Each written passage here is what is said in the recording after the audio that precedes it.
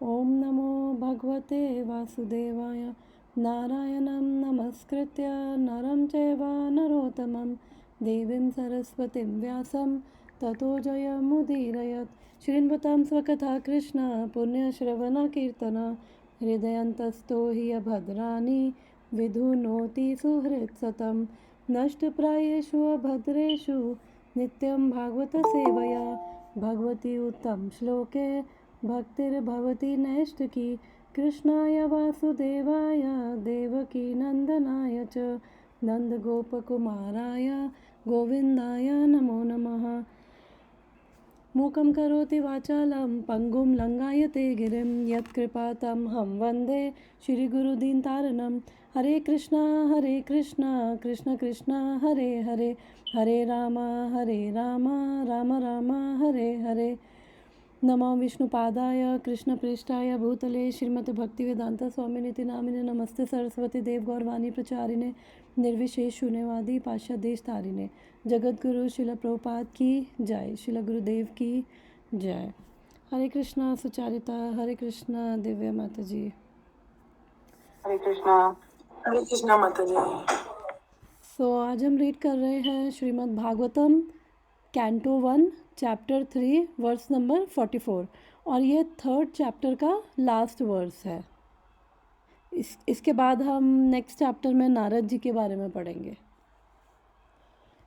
तो मैं ये श्लोक पढ़ती हूँ, फिर हम आगे कंटिन्यू करते हैं। तत्र कीर्तयतो विप्रशेर्भूरि तेजसा अहं चाद्यगं तत्र निविशस्तदनुग्रहात् सोऽहं वा श्रावयिष्यामि यथाधीतं यथामति। तत्र कीर्तयतो विप्ररषिर्भूरि तेजसा अहं चाद्यगमं तत्र निविस्तदनुग्रहात् सोऽहं वा श्रावयिष्यामि यथाधीतं यथामति। वर्स रिसाइट करेगा कोई? मैं करूँ माता जी? श्योर। तत्र कीर्तायत विप्रसरभूरि तेजसः अहं चाध्यगमं तत्र निविष्टस्तदनुग्रहात् सोऽहं वा श्रावयिष्यामि यथाधीतं यथामति। Thank you so much. तो इसका एक बारी मीनिंग देखते हैं, वर्ड टू वर्ड मीनिंग। तत्र वहाँ, कीर्तयत कीर्तन करते हुए, विप्र हे ब्राह्मणों, विप्र ऋषि ब्रह्म ऋषि से, भूरी अत्यधिक, तेजस शक्तिशाली, अहम मैं, च भी, अध्यगमम समझ सकता हूँ, तत्र उस सभा में, निविशिष्ट पूर्ण रूप से एकाग्रचित होकर, तत् अनुग्रहत उसकी कृपा से, उनकी कृपा से, स वही वस्तु, अहम मैं, वह तुमको, श्राविष्यामि सुनाऊंगा, यथा अधीतम तथा मति अपने अनुभव के आधार पर। तो translation and purport by his divine grace इसी भक्तिवेदांता स्वामी शिला प्रभुपाद की जय।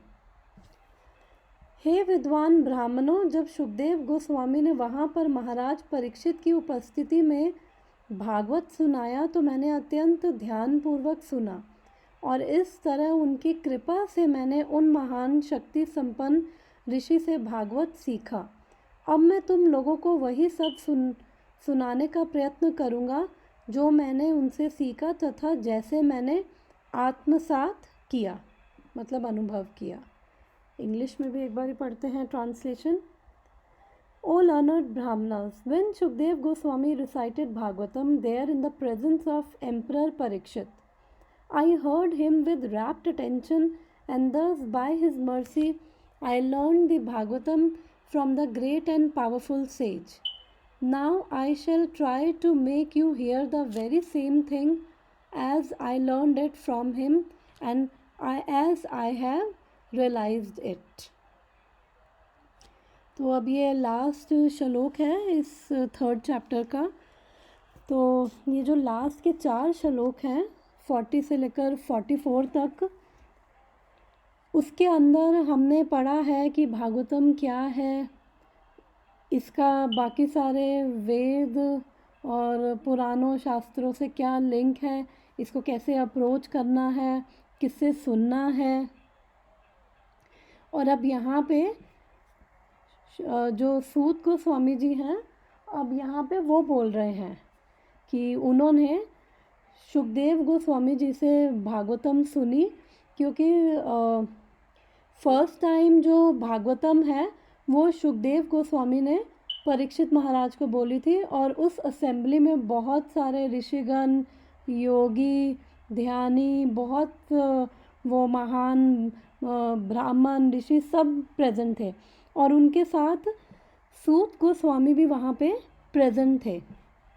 तो वो बता रहे हैं कि उन्होंने जो भागवतम है कैसे बहुत ध्यानपूर्वक सुनी, और फिर वो कह रहे हैं कि उनकी कृपा से, यानी कि सुखदेव गोस्वामी की कृपा से अब मैं आप लोगों को वही सुनाऊंगा, और जो जितना मैंने सुना है और जितना मैंने रियलाइज़ किया है। तो एक बारी शिला प्रभुपाद का तात्पर्य पढ़ते हैं, और उससे पहले मैं पीछे के वर्सेस से लिंक बता देती हूँ कि हमने पढ़ा था कि 40th वर्स में हमने पढ़ा था कि ये श्रीमद् भागवतम क्या है। इदम भागवतम नाम पुराणम ब्रह्म समेतम। ये जो श्रीमद् भागवतम है ये क्या है, भगवान का शब्द अवतार है या फिर साहित्य अवतार है, भगवान श्री कृष्ण का।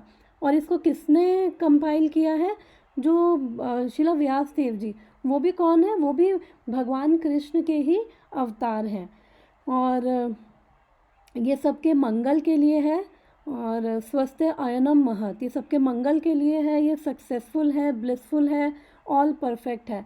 तो अगर हमें भी सक्सेसफुल, ब्लिसफुल, परफेक्ट होना है तो फिर श्रीमद् भागवतम की ही हमें शरण में जाना पड़ेगा।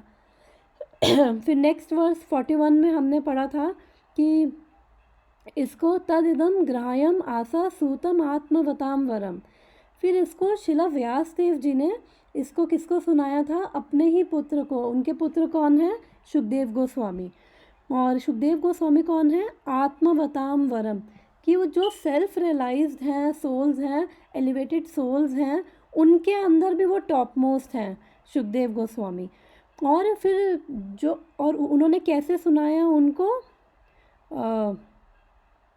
बहुत प्रीतिपूर्वक, प्रेम से, अफेक्शनेट होके, क्योंकि जो अपना अगर पुत्र है तो पिता उसको क्या करेगा, बेस्ट चीज़ देगा, और वो उसको बहुत प्यार से, बहुत प्रेम से। तो उन्होंने व्यास देव जी ने सारे वेद, पुराण, शास्त्र, उपनिषद, वेदांत सूत्र सबका उन्होंने कंपाइल किया है शिला व्यास देव जी ने।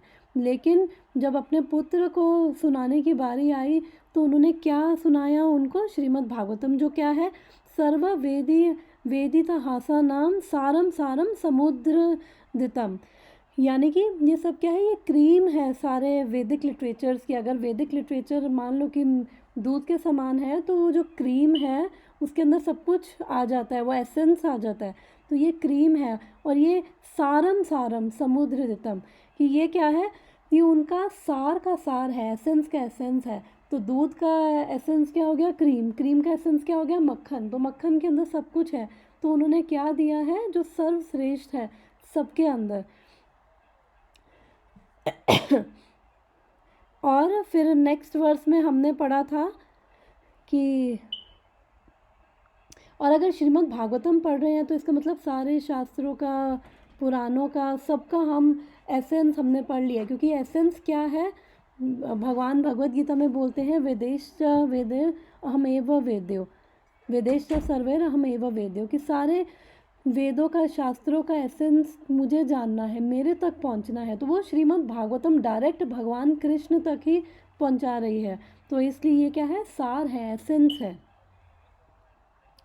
फिर उसके बाद 43 वर्स में फिर 42nd वर्स में हमने पढ़ा था कि व्यासदेव जी, सुखदेव गोस्वामी जी जो व्यासदेव जी के पुत्र हैं, फिर उन्होंने व्यासदेव जी से सुन के उन्होंने फिर महाराज परीक्षित को ये भागवतम सुनाई।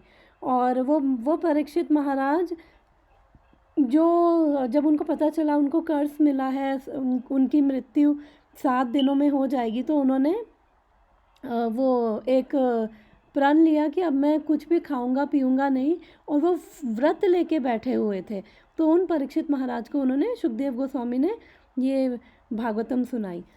और फिर 43 वर्ष में हमने पढ़ा था, कृष्ण स्वधामोपगते धर्म ज्ञानादि भी सह, कि जब भगवान कृष्ण अपने धाम को चले गए तो उनके साथ धर्म ज्ञान सब कुछ उनके साथ चला गया।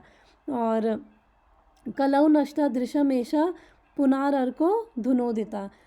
तो अब जब भगवान चले गए, धर्म ज्ञान सब चला गया, बिकॉज जब तक भगवान है तब तक धर्म प्रोटेक्टेड है, उनकी प्रेजेंस से ही सब मंगलमय है। अब वो चले गए हैं तो फिर अब ये फिर पुराण अर्को धुनोदिता, फिर ये श्रीमद् भागवतम क्या है, ये सूर्य के समान उदय हुआ है। और जिन लोगों ने ये कली की वजह से अपनी आध्यात्मिक दृष्टि जिन्होंने खो दी है, तो श्रीमद् भागवतम उनके लिए ये उनके लिए एक तरह से सूर्य बन के उनके अंधकार को दूर करने आए हैं। तो इसके अंदर 6th क्वेश्चन, फर्स्ट चैप्टर में 6 क्वेश्चंस पूछे थे नैमिषारण्यों के ऋषि ने। उसमें से जो लास्ट क्वेश्चन था कि अब कलयुग के लोगों को अगर देखें तो एक तो उनकी एज इतनी कम है, उनकी बुद्धि भी नहीं है, इतने मंद सुमंद मते हो, इतने अनफॉर्चुनेट हैं और लेज़ी हैं, lazy in terms of self realization. तो उनके लिए आप ना एसेंस बता दो, सूत गोस्वामी को वो बोल रहे हैं उनके लिए आप एसेंस बता दो। नैमिषारण्य में जो ऋषिगण इकट्ठे हुए हैं कि इतने सारे शास्त्र पढ़ने का, लाखों करोड़ों श्लोक पढ़ने का ना टाइम है ना समझने की बुद्धि है, तो आप सबका एसेंस बता दो। तो उन्होंने ये आंसर दिया 43 वर्स में कि श्रीमद् भागवतम क्या है, एसेंस है और ये भगवान से अलग नहीं है। फिर आज का वर्स है, अब इसके अंदर जब सुखदेव गोस्वामी जी ने परीक्षित महाराज को भागवतम सुनाई थी तो उस समय सूत गोस्वामी जी प्रेजेंट थे और उन्होंने फिर सेकेंड टाइम जब नैमिषारण्य में सारे ऋषिगण इकट्ठे हुए थे, उन्होंने सेकेंड टाइम श्रीमद् भागवतम वहाँ पे बोली थी। तो अब वो अपने बारे में बता रहे हैं कि मैंने कैसे श्रीमद् भागवतम सुनी है और फिर जो मैंने सुना है अब वो, और जो मैंने सुन के जो मैंने अनुभव किया है मैं वो आपको बता रहा हूँ। अब वो बोल रहे हैं ये इस वर्स में। तो एक बार शिला प्रभुपाद का परपट पढ़ के फिर हम इसको डिस्कस करते हैं। तात्पर्य, यदि किसी ने सुखदेव गोस्वामी जैसे सुप्रसिद्ध महात्मा से भागवत सुना है तो उसे भागवत के पृष्ठों में भगवान कृष्ण के प्रत्यक्ष दर्शन हो सकते हैं। लेकिन यदि कोई चाहे कि वह किसी ऐसे व्यर्थ के किराए के कथावाचक से भागवत सीख सकेगा जिसके जीवन का उद्देश्य ऐसे कथा वाचन से कुछ धन कमाकर उसे विषय भोग में लगाना है, तो वैसा संभव नहीं है। जो व्यक्ति काम भोग में लगे हुए मनुष्य का संग करता है वह श्रीमद् भागवतम सीख नहीं सकता। भागवत के समझने का यही रहस्य है, ना ही ऐसे व्यक्ति से भागवत समझा जा सकता है जो अपने संसारी पांडित्य से भागवत की व्याख्या करते हो। यदि कोई भागवत के पृष्ठों में श्री कृष्ण का दर्शन करना चाहता है तो उसे सुखदेव गोस्वामी के किसी प्रतिनिधि से ही भागवत समझना होगा, अन्य किसी से नहीं। यही एकमात्र विधि है, इसका और कोई विकल्प नहीं है। सूत गोस्वामी सुखदेव गोस्वामी के प्रामाणिक प्रतिनिधि हैं क्योंकि वह उस संदेश को प्रस्तुत करना चाहते हैं जिसे उन्होंने विद्वान ब्राह्मणों से प्राप्त किया था। सुखदेव गोस्वामी ने भागवत को उसी रूप में प्रस्तुत किया है जिस रूप में उन्होंने अपने महान पिता से सुना था। उसी तरह सूत गोस्वामी भी भागवत को उसी रूप में प्रस्तुत कर रहे हैं जिस रूप में उन्होंने सुखदेव गोस्वामी से सुना था। केवल सुनना ही काफ़ी नहीं, मनुष्य को चाहिए कि ध्यानपूर्वक मूल तत्व को आत्मसात करे। निविशिष्ट शब्द बताता है कि सूत गोस्वामी ने भागवत के रस को अपने कानों से पिया। भागवत को ग्रहण करने की वास्तविक विधि यही है। मनुष्य के को चाहिए कि वास्तविक व्यक्ति से अत्यंत सावधानी से सुने, तभी उसे हर पृष्ठ में भगवान कृष्ण की उपस्थिति की अनुभूति हो सकती है। यहाँ पर भागवत को ग्रहण करने का रहस्य का उल्लेख किया गया है। जिसका मन शुद्ध नहीं है वह सावधानी से नहीं सुन सकता। जो कर्म शुद्ध नहीं है उसका मन शुद्ध नहीं हो सकता। जो आहार, शयन, रक्षा तथा मैथुन में शुद्ध नहीं है वह कर्म में भी शुद्ध नहीं होगा। लेकिन यदि कोई सही व्यक्ति से ध्यानपूर्वक सुनता है तो भागवत के प्रारंभिक पृष्ठों में ही उसे भगवान कृष्ण के दर्शन अवश्य हो सकते हैं। इस प्रकार श्रीमद् भागवतम के प्रथम स्कंद के अंतर्गत समस्त अवतारों के स्तोत्र कृष्ण नामक तृतीय अध्याय का भक्ति वेदांत तात्पर्य पूर्ण हुआ जाए। तो अब इसमें एक्चुअली 2-3 चीज़ों के बारे में बात कर रहे हैं कि प्रभुपाद बता रहे हैं कि क्वालिफ़िकेशन क्या है श्रीमद् भागवतम को सुनने की, और स्पीकर जो है उसकी क्या क्वालिफ़िकेशन है। और अभी यहाँ पे सूत गोस्वामी जी अब बोल रहे हैं। तो जो फर्स्ट अभी ये जो वर्सेस हमने पढ़े हैं ये क्या है, अभी इंट्रोडक्शन दे रहे हैं श्रीमद् भागवतम के। तो हमने सूत गोस्वामी जी के बारे में फर्स्ट चैप्टर में भी हमने सूत गोस्वामी जी के बारे में पढ़ा था। एक सेकेंड,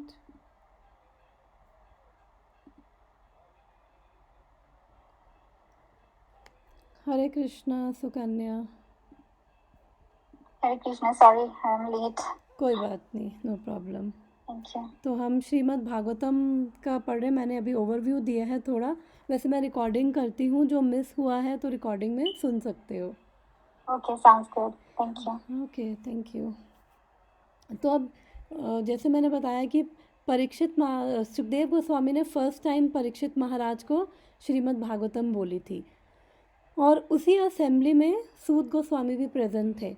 तो हमने उनके बारे में ये उनकी क्वालिफ़िकेशंस फर्स्ट चैप्टर में पढ़ी थी कि जो सूत गोस्वामी हैं क्यों उनको चूज़ किया गया श्रीमद् भागवतम सेकंड टाइम बोलने के लिए। जब नैमिषारण्य में बहुत सारे ऋषिगण इकट्ठे हुए थे तो वहाँ पे सूत गोस्वामी आए थे, और वो ऋषिगण वो बहुत उनसे, सूत क्या होता है, उनका नाम उग्र श्रवा था, लेकिन सूत इसलिए बोला जाता है बिकॉज सूत क्या होती है, छोटी जाति होती है।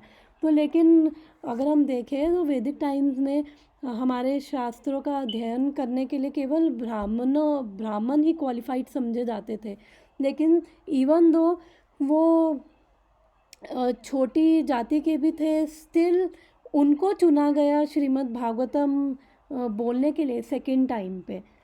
और उनके जो फादर हैं वो रोमहर्षण सूत, एक्चुअली में उनको व्यासदेव जी ने सारे पुराणों का उनको इंचार्ज दिया था कि आप जो पुराण है आप उनको सब, मतलब पुराणों का इंचार्ज दिया था। 18 पुराण हैं हमारे, तो आप उनके इंचार्ज हो और आप उनके बारे में आप बोलो।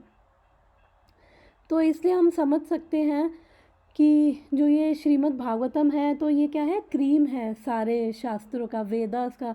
पुराणों में ये अमल पुराण बोला जाता है कि अगर यही पढ़ लिया तो that is sufficient for self realization.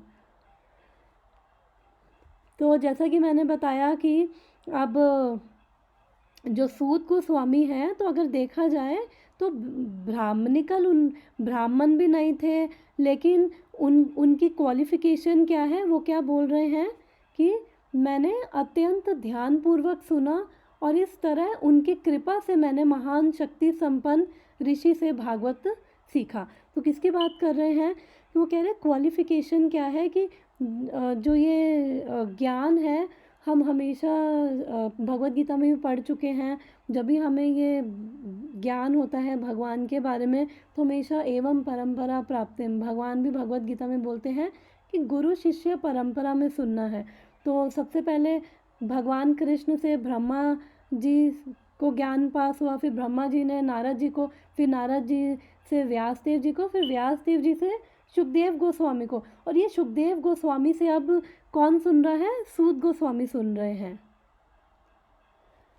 तो अगर और हमने इवन उनकी क्वालिफिकेशन भी पढ़ी थी फर्स्ट चैप्टर में कि वो क्या है? अनगा, कि फ्री फ्रॉम ऑल वाइसेस, कि जितने भी अनर्थ हैं, जो ये प्रभुपाद ने ये 4 रेगुलेटिव प्रिंसिपल्स दिए हैं जिसके अंदर कि no meat eating, no illicit sex, no gambling, no intoxication, किसी भी तरह का नहीं। तो ये सारे क्या हैं? धर्म के 4 पैर हैं, हमने पहले भी डिस्कस किया है। तो अगर हम इनको फॉलो नहीं करते तो इसका मतलब हम धर्म के 4 पैर, वो जो 4 पैर हैं, हम उसको फॉलो नहीं कर रहे। धर्म के 4 पैर क्या हैं? सत्यता, तपस्या, पवित्रता, दया। तो ये सारी चीज़ें ख़त्म होती है हमारी जब जानवरों को खाते हैं, तो उससे दया ख़त्म होती है अंदर। और जब अवैध संबंध बनाते हैं तो उससे पवित्रता ख़त्म होती है। और जब ये नशा वगैरह करते हैं तो उससे तपस्या ख़त्म होती है। क्योंकि जो ह्यूमन लाइफ मिली है, हमें सेंसेस मिली है, तो हमें कुछ हद तक तपस्या करनी है। ऐसा नहीं कि कुछ भी चलता फिरता उड़ता कुछ भी खा लिया, कुछ भी देख लिया। थोड़ा हमारी सेंसेस का डिसिप्लिन होना ज़रूरी है। तो ये चारों क्या है? धर्म के पैर हैं। तो उन्होंने बोला कि आप इन सबसे फ्री हो, आप सारे अनर्था से फ्री हो, अनवांटेड चीज़ों से, फिर अधितानी, आख्यतानी, आप वेल वर्स्ड हो, आपको सारे पुराणों शास्त्र, आपको सबका ज्ञान है। आप सारे स्कॉलर्स में से आप लर्नड हो, आप सौम्य हो। सौम्य यानी कि बहुत जेंटल, प्योर, सिंपल, बहुत सिंपल हार्टेड हो। और स्निग्ध से आप सबमिसिव हो। ये फर्स्ट चैप्टर में सूत गोस्वामी जी की क्वालिफिकेशन बताई थी कि ये सब क्वालिफिकेशन है। तो अब सूत गोस्वामी के अंदर तो ये सब, क्योंकि वो व्यास जो Sukhdev Goswami already realize soul हैं, अब उनके रिप्रेजेंटेटिव हैं, तो उनके अंदर ये क्वालिफिकेशन है। तो अब बात की जाए कि कलयुग में जो स्पीकर्स हैं, हमारी क्या क्वालिफिकेशन है, कि जो ये श्रीमद् भागवतम है, कितनी ये एलिवेटेड, ये कितना क्योंकि श्रीमद् भागवतम को भगवान कृष्ण का ही अवतार है वो। तो अब इसके लिए फिर क्या क्वालिफिकेशन है, और क्या जो स्पीकर है जो बोल रहा है। और क्योंकि अब सूत गोस्वामी, सुखदेव गोस्वामी, ऑब्वियसली जो उनका लेवल है, और अगर हम वैसे देखें कलयुग में जो बोल रहे हैं, तो फिर क्वालिफिकेशन क्या है कि जो शिला प्रभुपाद ने ये श्रीमद् भागवतम जो दी है, उसके लिए ये ऑलरेडी जो भागवतम किसके बारे में बता रही है? परोधर्मो, यानी कि भक्ति। ये डायरेक्ट भगवान कृष्ण की हमें रियलाइजेशन करवा सकती है। और जब भक्ति में जब हम लगते हैं, तो चाहे हम किसी भी स्टेज पे हो, चाहे हम नियोफाइट स्टेज पे हो, या फिर परफेक्ट स्टेज पे हो, या फिर इंटरमीडिएट स्टेज पे हो, तो ये क्या है? प्रोसेस और गोल क्या है? दोनों ही सेम है। क्योंकि क्या कर रहे हैं हम? जो रियलाइज सोल्स हैं वो भी क्या कर रही हैं? वो भी हियरिंग एंड चैंटिंग, जो हमारा सेकेंड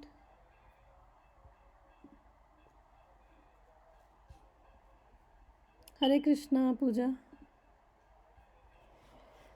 तो जो ये रियलाइज सोल्स हैं वो भी क्या कर रही हैं? वो भी जो 9 प्रोसेसेस हैं भक्ति के, नवधा भक्ति जिसको बोलते हैं, जो स्टार्ट किससे होते हैं? श्रवण कीर्तन। श्रवण यानी कि सुनना, हियरिंग। कीर्तन यानी कि भगवान के नाम का जाप, हरे कृष्णा कृष्णा कृष्णा हरे हरे, हरे राम राम राम हरे हरे। और अभी भी जो हम कर रहे हैं वो भी क्या कर रहे हैं? कीर्तन, क्योंकि भगवान को ही ग्लोरीफाई कर रहे हैं। तो जो ये 9 प्रोसेसेस है भक्ति के, वो स्टार्ट कहाँ से हो रहे हैं? हियरिंग और चैंटिंग से ही हो रहे हैं। और हियरिंग और चैंटिंग, यही 2 एक्टिविटीज़ हमें क्या है? परफेक्शन की ओर हमें लेके जा सकती है। और हमें कलयुग में और किसी चीज़ की ज़रूरत नहीं, और किसी स्क्रिप्चर को ज़रूरत नहीं है। तो भागवतम क्या है, उसके अंदर स्पेशल पोटेंसी है। और अगर हम किसी भी ग्रंथ की बात करें तो भागवतम को तभी बोला जाता है अमल पुराण। और इवन चैतन्य महाप्रभु जो स्वयं कृष्ण हैं, उन्होंने भी यही बोला है श्रीमद् भागवतम को सुनने के लिए। तो हमें बस क्वालिफाइड होने के लिए भगवान ने भगवत गीता में बोला था कि सर्वधर्मान परित्यज्य माम एकम शरणम व्रजा, कि सब धर्मों को छोड़ के मेरी शरण में आओ। तो अब श्रीमद् भागवतम को सुनने के लिए हमें कुछ भी नहीं करना, वो क्वालिफिकेशन भी नहीं। अब कैसे भगवान की शरण में जाएं, कैसे अब क्या ये धर्म है, कैसे अब सबका त्याग करें। तो वो बस हमें सिंपली बैठ के बस सुनना है श्रीमद् भागवतम को, और बस सुन के और उसको पढ़ के ही हम लोगों के अंदर वो क्वालिफिकेशन आ जाती है, वो शुद्धि आ जाती है हमारे अंदर। और फिर यहाँ पे वो बोला है कि जो एक्चुअली में जो ट्रू टीचर है, स्पिरिचुअल मास्टर है, वो क्या कर रहा है, जो कॉम्प्लिकेटेड चीज़ें हैं वो उसको और सिंप्लीफाई करके बता रहा है। तो इसलिए शुकदेव गोस्वामी की भी ग्लोरिफिकेशन हमने फर्स्ट चैप्टर में पढ़ी थी, सेकंड चैप्टर में हमने उनकी पढ़ी थी कि उन्होंने इसको और सिंप्लीफाई कर दिया, क्योंकि भागवतम सिर्फ इतनी नहीं है, ये शाश्वत है। बट उन्होंने उसको जो मेन वर्सेस हैं उन्होंने 18,000 श्लोकों के रूप में ये कलयुग में हमारे लिए सुनाई है, ये श्रीमद् भागवतम। तो अब मैं वो क्वालिफ़िकेशन की बात कर रही थी कि अगर क्वालिफ़िकेशन क्या है, तो क्वालिफ़िकेशन क्या है, प्रभुपाद बोलते हैं, प्रभुपाद से किसी ने पूछा था कि प्रभुपाद आपने जो ये प्रोसेस दिया है सीधा डायरेक्ट, ये जो भक्ति दी है प्रोसेस, इससे डायरेक्ट भगवान को रियलाइज़ कर सकते हैं और रियलाइज़ करके डायरेक्ट भगवान के धाम। तो ऐसा क्या है कि इसके अंदर क्या क्वालिफ़िकेशंस हैं हम लोगों की, जो डायरेक्ट हम बस जो आपने प्रोसेस दिया हम बस उसको फॉलो कर रहे हैं, भगवान के बारे में सुन रहे हैं, भगवान का नाम ले रहे हैं, भगवान का प्रसाद खा रहे हैं, और वो ये करते करते ही हम भगवान की रियलाइजेशन होके भगवान के सीधा धाम जा सकते हैं।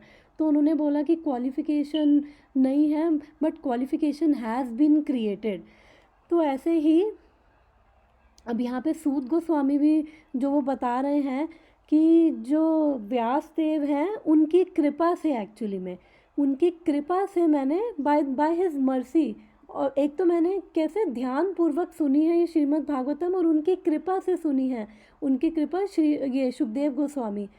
और इवन ये शिला विश्वनाथ चक्रवर्ती ठाकुर ये अपनी कमेंट्री में लिखते हैं कि शुकदेव गोस्वामी जो थे, ये 12th कैंटो का वर्स है, इमाम वक्ष्यत्सो सूता ऋषिभ्यो नैमिषालया दीर्घसत्रे कुरु श्रेष्ठा संप्रस्थ शौनकादिभिः।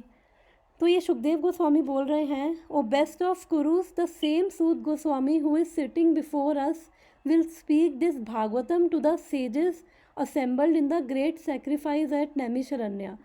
This he will do when questioned by the members of assembly headed by Shaunaka. तो यहाँ पे प्रेडिक्शन कर रहे हैं जो शुकदेव गोस्वामी हैं, वो यहाँ पे सूत गोस्वामी बहुत हम्बली बैठे हुए थे उस असेंबली में जब शुकदेव गोस्वामी परीक्षित महाराज को ये श्रीमद् भागवतम सुना रहे थे।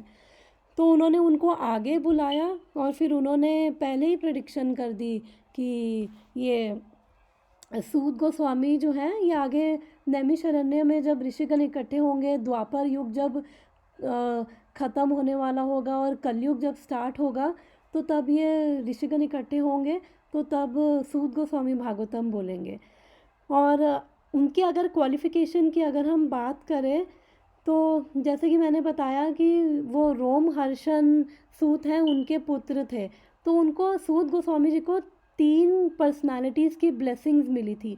फर्स्ट है शुकदेव गोस्वामी, सेकंड है व्यासदेव जी, और थर्ड है बलराम जी।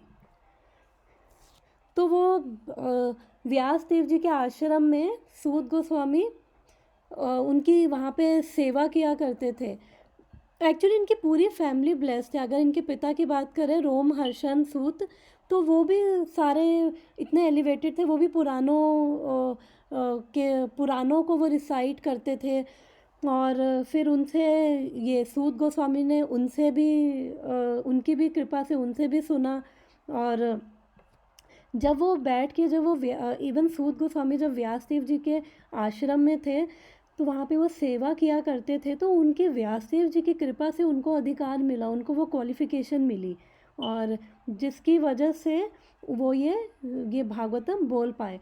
तो एक्चुअली में जो अधिकार है, क्वालिफिकेशन है, ऐसा नहीं कि उन्होंने अपने लिए कि ओ वाओ ये जो टाइटल है मुझे दिया गया है, उन्होंने उसमें प्राइड ली, ऐसा कुछ नहीं। तो व्यासदेव जी ने, हमने उनके बारे में पढ़ा, उन्होंने इतनी ऑस्टेरिटी, इतनी तपस्या करी, उन्होंने इतना ज्ञान अर्जित किया, वो स्वयं भगवान के अवतार हैं।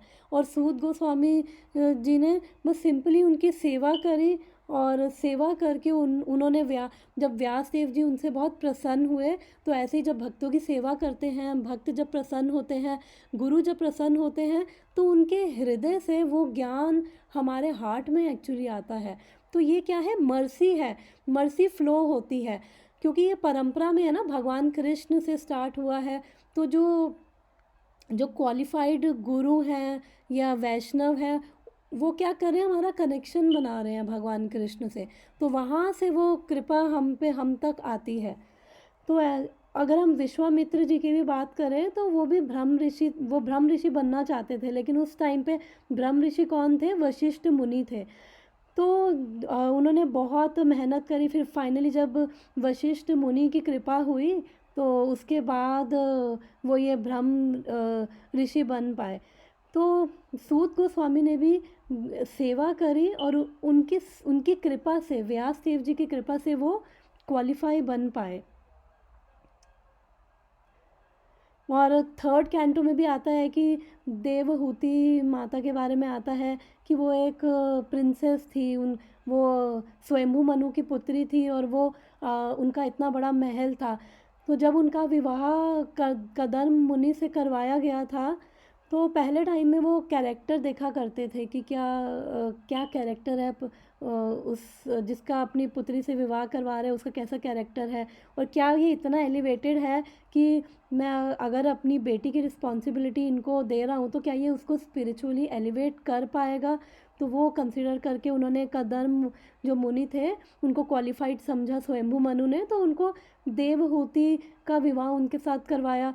और फिर उसके बाद वो महलों के रहने वाली, लेकिन स्टिल फिर वो जंगल में आके रहने लगी, कोई ऐसा परमानेंट ठिकाना भी नहीं, उन्होंने वो स्वीकार किया। उन्होंने बहुत सेवा की कदर्म मुनि की। फिर कदर्म मुनि जो है वो ध्यान में चले गए थे काफ़ी सालों तक। तो उसके बाद उनकी हालत इतनी वो ख़राब हो गई थी, इतनी पतली हो गई थी, अपने आप को उन्होंने मेंटेन करना, देवहूति माता ने अपने आप को मेंटेन करना छोड़ दिया था। वो बस पूरे टाइम कदर्म मुनि की सेवा करती रहती थी। फिर फाइनली जब वो ध्यान से जब वो उठे, वापस आए, तो उन्होंने जब देखा तो पहचान भी नहीं पा रहे थे। फिर उनको इतना उन पे कंपैशन आया, उनको इतना उन पे वो आया कि उन्होंने कितनी मेरी सेवा करी है। तो जो भी उन्होंने इतने सालों में जो भी उन्होंने तपस्या करी थी, तो उसमें आता है, थर्ड कैंटो में आता है कि आधा उससे ज़्यादा जो उनका वो बेनिफिट था, तपस्या का फल था, किस पे पास ऑन हो गया, वो देवहूति माता पे फिर पास ऑन हो गया था। तो इसलिए उन्होंने इतनी मेहनत करी। तो जब सेवा करते हैं ना हम भक्तों की, गुरु की, तो उससे क्या होता है, हम पे वो कृपा आती है, और हम इवन दो क्वालिफाइड नहीं भी हो, तो वो हमें अधिकार मिलता है उनकी कृपा से। तो जो मैंने व्यासदेव जी के बारे में बताया था, तो व्यासदेव जी ने सूत गोस्वामी को ब्लेस किया था कि आई ब्लेस यू, कि जो सारा मेरा ज्ञान है वो सारा अब तुम्हारे हृदय में प्रकट हो जाएगा। और फिर ये इससे मुझे वो भगवान कृष्ण की भी स्टोरी याद आ रही है कि भगवान कृष्ण जब मथुरा गए थे, जब कंस ने उनको बुलाया था, तो अक्रूर जी भी साथ थे। तो उन्होंने अक्रूर जी को बोला कि आप जाओ, तो ज़रा मैं मथुरा जो है वो सिटी है, मैं वहाँ पे घूमना चाहता हूँ।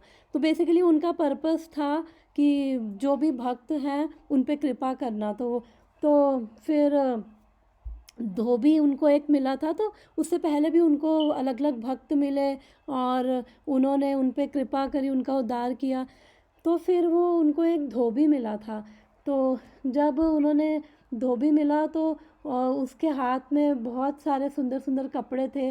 अब भगवान तो वृंदावन के थे और वृंदावन जो है वो गांव के समान, तो वो गोप अपनी वेशभूषा में थे। तो उन्होंने धोबी से कहा कि तुम मुझे इसमें से थोड़े से कपड़े दे दो। तो धोबी ने बहुत गुस्सा किया और वो भगवान को गालियाँ देने लग गया और फिर भगवान ने उसका आई थिंक सर काट दिया था धोबी का। फिर वो बलराम जी भी साथ थे, तो उन्होंने भगवान कृष्ण ने बलराम जी को बोला कि देखो ये ये जो धोबी है इसने पिछले जन्मों में इतनी वो तपस्या करी थी और इसकी इच्छा थी कि ये मेरी सेवा करे, और जब अब मैंने इसको सेवा का मौका दिया तो अब इसने वो उसका फिर मिसयूज़ किया, तो अब इसने मना कर दिया सेवा करने से। तो इससे ये समझ आता है कि अगर हमें भी अगर भगवान की सेवा का मौका मिल रहा है, भगवान की भक्तों की सेवा का मौका मिल रहा है, स्पेशली भगवान की, तो इसका मतलब पिछले लाइफ टाइम्स में पता नहीं पिछले कितने हज़ारों लाइफ टाइम्स में हमने वो प्रार्थना की होगी, वो इच्छा हमारे अंदर होगी, तो हम सेवा कर पा रहे हैं। तो अगर हम उस सेवा अब हम उसका बेनिफिट कैसे लें। अब वो धोबी था, वो कंस का धोबी था, तो अब कंस के संग में रहता था, तो कहते हैं ना जैसा संग वैसा रंग चढ़ जाता है। तो अब कंस के एसोसिएशन में था तो कंस की सारी क्वालिटीज़ आ गई, वो भी एनवियस हो गया क्योंकि भगवान से ईर्ष्या करने लगा और उसको मतलब नहीं। तो जो पिछले जन्मों का उसे मौका मिल रहा था, उसने उसकी ऐसी एसोसिएशन थी, तो उसने वो उस ऐसी एसोसिएशन की वजह से उसने वो अपॉर्चुनिटी भी खो दी। और उसकी इच्छा थी कि मेरे भगवान के दर्शन हो, भगवान के दर्शन भी हो रहे हैं, तो फिर उसने वो अपॉर्चुनिटी भी खो दी। तो इसलिए अगर कुछ सेवा मिल रही है तो इसका मतलब पिछले कितने जन्मों की हमारी प्रार्थना है, हमारी इच्छाएं हैं। तो इसलिए अगर हमारे पास राइट एसोसिएशन होगी ना, तो हम लाइफ में राइट चॉइसेस ले सकते हैं, क्योंकि जैसी हमारी एसोसिएशन है ना, वो हम लाइफ में हर टाइम क्या है, हम डिसीजंस लेते हैं क्या करना है, कैसे करना है। और हमें कितनी बार होता है कि हम कितने कंफ्यूज होते हैं छोटी छोटी चीज़ों में कि मेरे को ये करना चाहिए, आज ये सब्जी कौन सी बनानी चाहिए, ये बनाऊँ या वो बनाऊँ, कौन से स्कूल में कौन से कॉलेज में एडमिशन करवाना चाहिए, कौन सा सब्जेक्ट लेना चाहिए। पता नहीं कितने कितने डिसीजंस में हम मटेरियल डिसीजंस भी हम प्रॉपरली नहीं ले पाते हैं। तो इसलिए हमारे जो जैसे संस्कार होंगे ना, वो अफेक्ट करते हैं हमारे डिसीजंस को, हमारी चॉइसेस को। तो इसलिए हम प्रॉपर डिसीजंस ले, प्रॉपर हम चॉइसेस ले, तो जो हमारे पास अपॉर्चुनिटी आई है उसको हम गंवाएं ना। तो उसके लिए हमें राइट एसोसिएशन होनी चाहिए। राइट एसोसिएशन यानी कि भक्तों की एसोसिएशन। जब हमें शास्त्रों का ज्ञान होता है, भगवान का सपोर्ट होता है, तो उनकी कृपा से हमारे अंदर इंटेलिजेंस आती है, और उस इंटेलिजेंस की वजह से हम लोग अपने जो राइट चॉइसेस लाइफ में ले सकते हैं, जिससे हम हमारी चॉइसेस में हम मटेरियली भी हम सिचुएशंस को नेविगेट कर सकते हैं और स्पिरिचुअली और हम भगवान के और करीब आ सकते हैं।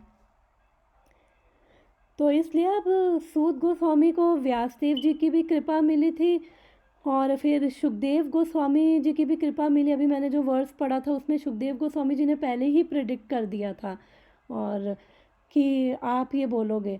तो और फिर थर्ड उनको किसकी कृपा मिली? बलराम जी की। तो जब ये कुरुक्षेत्र का युद्ध हुआ था तो बलराम जी ने कहा कि मैं नहीं लड़ रहा, मैं तो तीर्थ यात्रा पे जा रहा हूँ। तो उसके बाद वो वहाँ पे सभा में पहुँचे थे जहाँ पे जो रोमहर्षण है। रोमहर्षण कौन है? ये सूत गोस्वामी के पिता हैं। तो वो सभा में पहुँचे, रोमहर्षण जहाँ पे थे। तो जब भगवान बलराम जी कौन है? स्वयं भगवान है। कृष्ण बलराम कोई डिफरेंस नहीं है, तो वो स्वयं भगवान है। तो अब ये रोमहर्षण जो थे, अब बाकी सब तो उठे क्योंकि जब भगवान आ रहे हैं स्वयं सभा में, तो आप उनको रिस्पेक्ट नहीं कर सकते, तो फिर आपको ये वेद शास्त्र पढ़ने का आपको कोई फ़ायदा नहीं है, आपका वेस्टेज है ये। अगर आप ये समझ नहीं पा रहे हो कि ये भगवान है और आप उनको रिस्पेक्ट नहीं दे पा रहे हो, तो रोमहर्षण जो थे उनके अंदर वो बलराम जी समझ गए कि इवन वो भागवतम ही सुना रहे थे और बलराम जी समझ गए कि इनके अंदर इनकी मेंटालिटी ठीक नहीं है और इनके अंदर प्राइड आ गया है, घमंड आ गया है। तो उन्होंने क्या किया, घास का तिनका टच किया और वो वहीं पर ही रोमहर्षण जो है वहीं पर ही वो मृत हो गए। तो फिर जब ऋषिगण थे वहाँ पे जो बैठे हुए थे, उन्होंने कहा अरे ये हमने अभी तो इनको वरदान दिया था कि आपकी लंबी उम्र हो और आप बलराम जी से उन्होंने बोला कि ये तो मर गए। तो बलराम जी बहुत हम्बल हैं, तो उन्होंने कहा कि कोई बात नहीं, मैं इनको ज़िंदा कर देता हूँ। तो उन्होंने कहा नहीं नहीं, जो आपने किया आपने बिल्कुल ठीक किया है, क्योंकि जो बोल रहा है, स्पीकर है, वो कौन है, उसे बोलते हैं व्यास आसन पे बैठा है। व्यास आसन यानी कि व्यास देव जी का रिप्रेजेंटेटिव है। तो अगर वही ऐसा है, उसके अंदर अगर प्राइड है, उसको ही नहीं पता कि भगवान कौन है, कैसे क्या पर्पस है, तो अगर वही ऐसा है, वही गलत एग्जाम्पल अगर सेट करेगा। और बलराम जी कौन है, उनको आदि गुरु बोला जाता है। उनकी कृपा से हमें गुरु मिलते हैं, बलराम जी की कृपा से। और गुरु हमारे जीवन में बहुत ज़रूरी है। अगर हमें आध्यात्मिक उन्नति करनी है तो गुरु बहुत ज़रूरी है। और गुरु भी ऐसे नहीं कोई भी, ये जो 4 संप्रदाय हैं, ये गौड़िया वैष्णव संप्रदाय, रुद्र संप्रदाय, श्री संप्रदाय और चौथी है कुमार संप्रदाय। तो ये चारों वैष्णव संप्रदाय हैं। तो ये सारे भगवान कृष्ण से ही आ रहे हैं, वैष्णव संप्रदाय। तो अगर इनमें से कोई गुरु हैं तो वो प्रामाणिक है, क्योंकि वो स्वयं वैष्णव हैं। तो इसलिए अब वो गुरु हो के अब वो गलत एग्जाम्पल प्रेजेंट करें तो फिर बाकी लोग क्या फॉलो करेंगे। बलराम जी वैसे बहुत मर्सीफुल हैं। तो उन्होंने हमने देखा था कि जब चैतन्य महाप्रभु स्वयं कृष्ण हैं, आज से 500 साल पहले आए थे, तो बलराम जी नित्यानंद प्रभु बन के आए थे। तो जब जगाई मदाई की कहानी आती कि वो इतने पापी थे जगाई मदाई कि उन्होंने 15 मिनट्स रह गए हैं आई थिंक, अच्छा टाइम कम हो गया। तो जब जगाई मदाई वो इतने पापी थे, जितने शास्त्रों में लिखे थे ना, नो ये पाप नहीं करने, उन्होंने वो लिस्ट बना रखी थी, ये सारे पाप उन्होंने कर डाले थे। फिर भी बलराम जी उनके पास आए, भगवान का भक्ति के बारे में, भगवान का नाम जाप करने के लिए उनसे रिक्वेस्ट करी। तो उन्होंने उठाकर उनके सर पे उनके सर पे वो शराब की बोतल मारी, उनके सर से खून निकलने लग गया। तो भी उन्होंने कुछ नहीं किया। चैतन्य महाप्रभु जो स्वयं कृष्ण, उनको गुस्सा आया, तो वैसे तो वो भक्त अवतार में थे, लेकिन अब जब उनको गुस्सा आया, उन्होंने ये सुना, तो वो चक्र, अपना सुदर्शन चक्र लेके आए। तो फिर वो उन्होंने रोका उनको, अरे अभी आप यहाँ पे कलयुग में सारे ही ये जो असुर हैं सबके अंदर है, अब किस किस को मारोगे। तो उनसे प्रार्थना करी, इनको मारने की ज़रूरत नहीं है, इनका हृदय सबका बदलना है।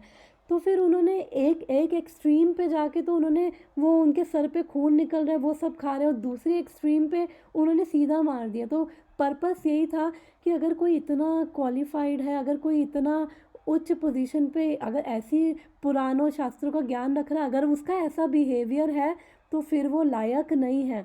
क्योंकि शास्त्रों को पढ़ने के बाद हमें यही समझ आएगा कि परम भगवान कृष्ण है और उनकी शरण में जाना है, और यही तो शास्त्र हमें सिखा रहे हैं। तो फिर उस असेंबली में, वहाँ पे फिर ऋषियों ने कहा नहीं, आप भगवान हो, आपने जो किया आपने बिल्कुल ठीक किया है। अब आप यहाँ पे इनके पुत्र जो सूत गोस्वामी, आप उन पे कृपा करो।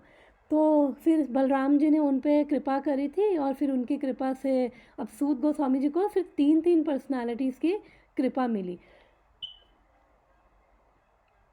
तो अब मैं इसको थोड़ा और शॉर्ट में इसको करूँगी। तो अब यहाँ पे प्रभुपाद क्या कह रहे हैं, हमें प्रामाणिक से सुनना है, प्रामाणिक गुरु से, जो ये 4 संप्रदाय हैं उनमें से। और क्वालिफ़िकेशन क्या है कि जो स्पीकर हैं उसकी, अगर बात करें स्पीकर की क्वालिफ़िकेशन सिर्फ इतनी है कि वो गुरु की इंस्ट्रक्शंस को फॉलो कर रहा है और गुरु से सुन के जो गुरु की ही कृपा से वो बोल पा रहा है, बस इतनी ही क्वालिफिकेशन है स्पीकर की। तो जो गुरु की कृपा से बोल पा रहा है, जैसे सूत गोस्वामी सुखदेव गोस्वामी की कृपा से बोल पा रहे हैं, तो फिर वो क्या है, क्वालिफिकेशन उनकी कृपा से, गुरु की कृपा से आती है। क्योंकि जो मैंने बताया कि जो ये मर्सी है, अगर हम कलयुग की बात करें तो ये जो भागवतम है ये इतना अनलिमिटेड है, इसमें इतने जेम्स हैं और हर कोई क्या है अपनी रियलाइजेशन से बोल रहा है। तो जब हम गुरु परंपरा से सुनते हैं तो फिर हम वो कृपा जो है ना, जो सीधा भगवान कृष्ण से आ रही है हमारे गुरु तक, फिर गुरु से हमारे पे कृपा आती है और हम फिर आगे वो कृपा आगे पास ऑन कर सकते हैं। जैसे एक टेलीस्कोप होता है ना, टेलीस्कोप क्या करता है, दूर की चीज़ को ना वो हमें बड़ा कर देता है, जैसे उसका लेंस होता है। तो भगवान की कृपा आ रही है तो गुरु क्या कर रहे हैं, उस कृपा को मैग्नीफाई कर रहे हैं। तो इसलिए जो स्पीकर हैं वो क्वालिफाइड नहीं है, बट क्वालिफिकेशन उनकी क्रिएट होती है, उनको कृपा है, वो मर्सी उनकी क्वालिफिकेशन है। तो उसी क्वालिफिकेशन से वो बोल पाते हैं और उसी क्वालिफिकेशन से जो गुरु परंपरा में है बोल पा रहे हैं और ये इस भागवतम को बोलने की क्षमता रख रहे हैं। अदरवाइज़ तो क्वालिफिकेशन की बात करें तो इसके अलावा और कोई क्वालिफिकेशन है ही नहीं है श्रीमद् भागवतम को बोलने की। तो मेरे गुरु महाराज भी ने भी यही बोला कि ये सेवा करते रहो और इससे यू विल गेट प्यूरिफिकेशन। सिर्फ मेरे को नहीं, जो सबको कृपा मिलेगी और कृपा से ही हम लोग शुद्ध हो रहे हैं, हमारा अधिकार बन रहा है। जितना हम सुन रहे हैं ना उतना हम शुद्ध हो रहे हैं, उतना हमारा अधिकार बन रहा है। क्योंकि श्रीमद् भागवतम जो है ना वो स्वयं कृष्ण है और भगवान अपनी कृपा से भगवान कृपा करते हैं तो ही हमारे हृदय में हम उसको अनुभव कर सकते हैं। तो ये भगवान की कृपा से श्रीमद् भागवतम हमारे हृदय में प्रकट होती है। तो इसलिए क्वालिफिकेशन क्या है, कृपा है, केवल कृपा क्वालिफिकेशन है सबके लिए, बोलने वाले के लिए भी और सुनने वाले की क्या क्वालिफिकेशन बताई है कि बाय विद रैप्ट अटेंशन। वो क्या बोल रहे हैं, इतना ध्यानपूर्वक सुना। अगर हम परीक्षित महाराज की भी बात करें तो परीक्षित महाराज क्या है, टाइम भी देख रही हूँ 10 मिनट्स। तो परीक्षित महाराज ने सब कुछ अपना छोड़ दिया था, खाना पीना। जब उनको पता चला मैं मरने वाला हूँ तो वो ये नहीं कह रहे कि ओ माय गॉड मेरे बच्चों का क्या होगा, मेरी इंश्योरेंस पॉलिसी का क्या होगा। उनका लेवल और अलग लेवल है, भक्त हैं वो, लेकिन स्टिल एटलीस्ट उनसे यही सीख सकते हैं कि इसको अटेंशन से सुने और हम कैसे उस अटेंशन, कैसे वो ध्यान आएगा। तो यहाँ पे प्रभुपाद परपट में बता रहे हैं कि one should hear with rapt attention from real person and then he can at once realize the presence of Lord Krishna in every page. वो भगवान कृष्ण को अनुभव कर पाएगा भागवतम के हर एक पेज में, हर एक वर्ड में। The secret of knowing Bhagavatam is mentioned here. No one can give rapt attention who is not pure in mind. अगर मन शुद्ध नहीं है तो फिर अटेंशन नहीं दे पाएंगे। मन शुद्ध क्यों नहीं है, क्योंकि हमारे एक्शंस प्योर, हमारे एक्शंस शुद्ध नहीं, हमारे कर्म शुद्ध नहीं हैं। और कर्म शुद्ध क्यों नहीं है, because eating, sleeping, fearing, mating, हमारी जो ये चीज़ें हैं ना, हम क्या कर रहे हैं, खा रहे हैं। तो अगर हम कहते हैं ना जैसा अन्न वैसा मन, तो जो खा रहे हैं वो हमारा क्या बनाता है, हमारी चेतना बना रहा है, हमारी कॉन्शियसनेस। तो जैसा अन्न वैसा मन। तो अगर हम भगवान को सात्विक तरीके से भोग लगा के खाते हैं तो वो प्रसाद बन जाता है। तो कहते हैं ना जिसका जूठा खा रहे हैं उसके गुण आ जाते हैं। तो हमारा जब खाएंगे तो हमारा मन शुद्ध होगा। हमारा स्लीपिंग, हमारा eating, sleeping, mating, defending. Fearing basically defending है। मेटिंग यानी कि मेटिंग हम सब समझते हैं। तो बेसिकली हमारी मेटिंग होनी चाहिए कि उस हमारे जो संतान है वो बेसिकली वो हमें कृष्णा कॉन्शियस हो, वो भी उनकी भी चेतना शुद्ध हो। तो जब हम शुद्ध मन से जब हम यूनियन करेंगे तभी तो हमारा संतान भी तो भगवान के लिए होगी, वो उसके लिए भी संस्कार होते हैं भगवान को ध्यान करके कि हे, प्रार्थना करके कि हे भगवान, जो ये जीव को हम इस संसार में लेके आ रहे हैं वो आपकी कृपा से भक्त आत्मा हो और उसको अपनी भक्त आत्मा हो। तो क्योंकि ऐसे अगर प्योर सोल्स आएंगी तो फिर उनसे क्या है कि जो सोसाइटी पीसफुल होगी, हारमोनियस, सब जगह हारमनी होगी और धर्म इस्टेब्लिश होगा। और फियरिंग यानी डिफेंडिंग, हम बार बार अपनी फॉल्स ईगो को डिफेंड, बेसिकली हम फॉल्स ईगो को करते हैं कि मैं ये हूँ, मैं वो हूँ। हम ये समझते नहीं हैं कि एक्चुअली में मैं कौन हूँ, मैं भगवान का अंश हूँ। इसके ऊपर हमारी बहुत सारी हमने आइडेंटिटीज़ ले रखी है। मैं मैनेजर हूँ, मैं ये हूँ, I am son, I am daughter, I am stupid, I am very superior, I am very intelligent. ये सारी हमारी अलग अलग आइडेंटिटीज़ हैं, इन्हीं में रह के हम हर चीज़ कर रहे हैं और इन्हीं को ही हम बचाने में लगे रहते हैं। ये हमारी फियरिंग है। तो सॉरी टाइम कम है, मैं इसमें और नहीं जा रही। एक लास्ट पॉइंट मैं इसमें और बताना चाहती हूँ कि फिर शिला प्रभुपाद यहाँ पे कह रहे हैं कि ऐसे ही किसी से उठा के भागवतम नहीं सुन लेनी है। तो मैं टाइम देखते हुए, मैं ये स्क्रीन शेयरिंग बंद करके टाइम देखते हुए मैं ये बोल रही हूँ, लास्ट पॉइंट भी मैं कवर कर लेती हूँ।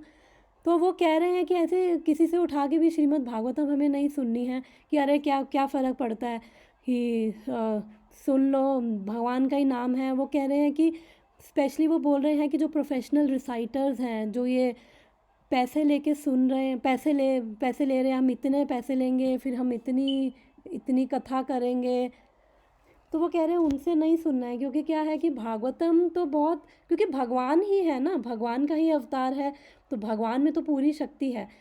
लेकिन अगर कोई ऐसे करता है तो भागवतम की क्या है, पोटेंसी अपनी विड्रॉ कर लेती है। क्योंकि कई बार क्या होता है कि कई बार हम देखते हैं ना कि जो चीज़ें मुंडेन लेवल पे कई बार कई चीज़ें हमें समझ नहीं आती हैं। फॉर एग्ज़ाम्पल कि अगर हम बात करें कि कई ऐसी विद्याएं हैं हमारे भारत में जो अब तो एक्सटिंक्ट हो गई हैं। इसके पीछे मैं एक छोटी सी स्टोरी बताती हूँ शॉर्ट में कि एक बार क्या था कि एक कोई भक्त थी, उनकी बेटी थी, तो वो बेहोश होके गिर गई थी। फिर काफ़ी क्या कहते हैं घंटों तक उसको होश नहीं आया। फिर डॉक्टर से चेक करवाया, तो डॉक्टर ने जब चेक किया, स्कैन किया ब्रेन का, तो पता चला इसके ब्रेन में ना 2 वॉर्म्स हैं।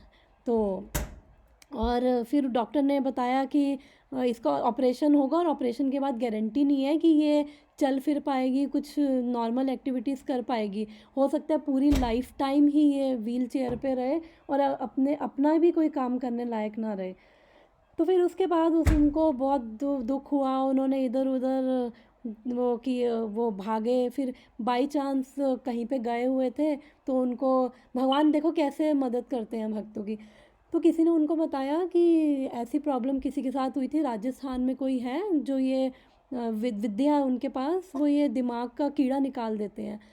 तो फिर वो उनके पास जैसे तैसे पहुँचे, वेट किया। फिर उन्होंने क्या किया, जो जिसने विद्या निकाली उसने कान में पानी डाला और फिर वो फ्लूट बजाई और पता नहीं कुछ ऐसा म्यूज़िक बजाया।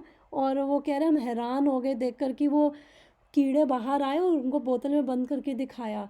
तो फिर उसके बाद उन्होंने वो बहुत खुश हुए, उनको बहुत थैंक यू किया, पैसे वैसे दिए।